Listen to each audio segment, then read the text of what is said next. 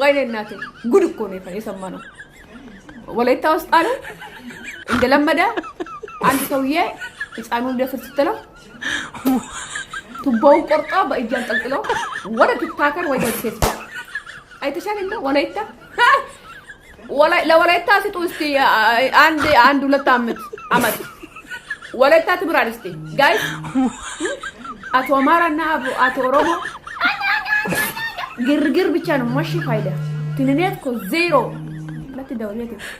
ዜሮ ናቸው ሁለቱም ኦሮሞና አማራ ማማራት አይችሉም خلاص ምንችለው ወላይታ ነው አገሩ አስከበረ ወላይታ እኮ ጀግና ሀገር ናት ልንገራቸው ኃይለማርያም ደሳለኝ ተሰጠ አንጎ ማለት ነው አንጎ ወይ ምንድነው በአማርኛ ለኃይለማርያም ተሰጠ መንግስትነት ማለት ነው ኢትዮጵያ እንድትፈርስ አይቶ ከዛ አያ የሱ መንፈስ ነገራ አባቴ ተው ይሄ አገርክን እንዳታስቆሽሸው ኢትዮጵያ ትወርቃለች ትበጣበጣለች ብሎ ትግራይ ስትወርቀው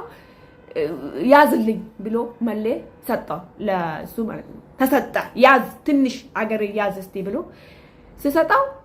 ኃይለማርያም ደሳለኝ ወላይታ ነው እንግዲህ ምን አለ እቺ ሀገር ተሰማ ሰውየው አይቶ ነው ነገራ እግዚአብሔር ነገረ ለሱ ኢትዮጵያ ልብ ትበጠበጥ ነው ከትግራይ እጅ ስለወጣች አሁን ኢትዮጵያ ወደ ውርቅና ስለምትሄደው በጣም ከባድ ስለሆነ ውጣ ብሎ የወላይታ አብዳርና የወላይታ አብላክ አወጣ ማንን ወጣ ከዛ አገራቸውን አከብሮ ማንንም አይገፋቸውም ማንንም አይመታቸውም ዘጥነጣ ብሎ ኩርት ብሎ ነው የሚኖሩት ወላይቶች ማለት ነው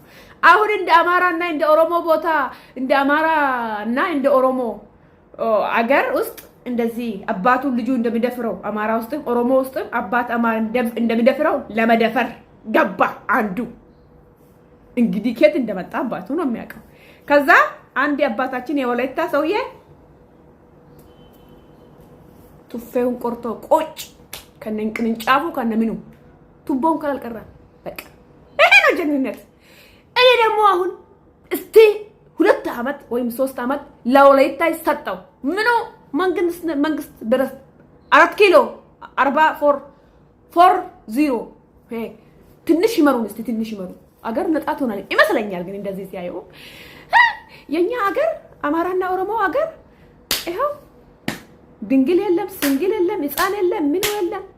ጭርቁም ሞት ልብ ጥርቅም